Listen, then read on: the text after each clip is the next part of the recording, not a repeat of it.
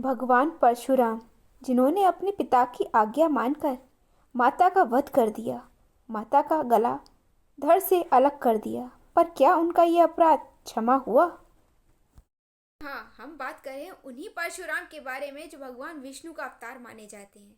क्या उनका यह अपराध क्षमा के योग्य है? आइए जानते हैं। परशुराम जी के पिता ऋषि जमदग्नि बहुत बड़े ही ऋषि थे। वहीं उनकी माता का सतीत्व बहुत ही गहरा था। वह तीनों लोकों में प्रसिद्ध थी अपने सतीत्व के लिए। उनका सतीत्व इतना गहरा था कि जब वह अपने टूटे हुए कच्चे घड़े में जल भरकर लाती थी तो वह घड़ा कभी भी पानी को नहीं निकलने देता था। उस घड़े में हमेशा ही जल भरा रहता था। परंतु एक बार नदी से जल भरते समय उन्होंने देखा कि कुछ अप्सराएं नृत्य कर रही हैं और एक गायक है जो गाना गा रहा है। उनकी नज़र उस गायक पर पड़ी और एक पल के लिए उनका सतीत्व कमज़ोर पड़ गया और उनका हृदय भाव से भर गया। और उस दिन जब वे घड़ा लेकर अपने ऋषि जमदग्नि के पास पहुंची तब उनका घड़ा टूट गया, चकनाचूर हो गया। ऋषि जमदग्नि बहुत बड़े ऋषि थे और वो अपने तप से यह जान चुके थे। तब ऋषि जमदग्नि ने अपने पांचों पुत्रों को आज्ञा दी कि अपनी माता का गला काट दें। उनके चारों पुत्रों ने यह करने से मना कर दिया, जिसके पश्चात ऋषि जमदग्नि ने अपने चारों पुत्रों को पुतला बना दिया, मिट्टी का पुतला बना दिया। लेकिन जब परशुराम जी की बारी आई तो परशुराम जी ने अपनी माता का गला धड़ से अलग कर दिया। इसके उपरांत ऋषि जमदग्नि ने अपने पुत्र परशुराम को आशीर्वाद दिया। तब परशुराम जी से कहा, वरदान मांगो।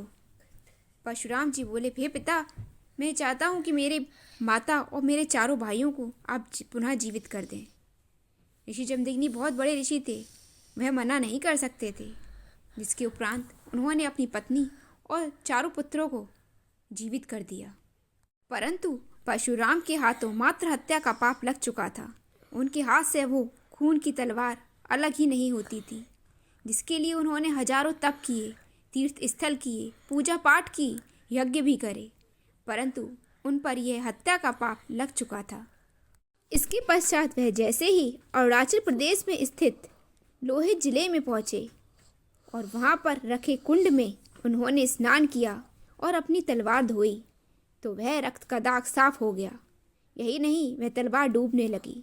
तब जाके परशुराम के चेहरे पर सुकून आया और वह पाप मुक्त हो गए।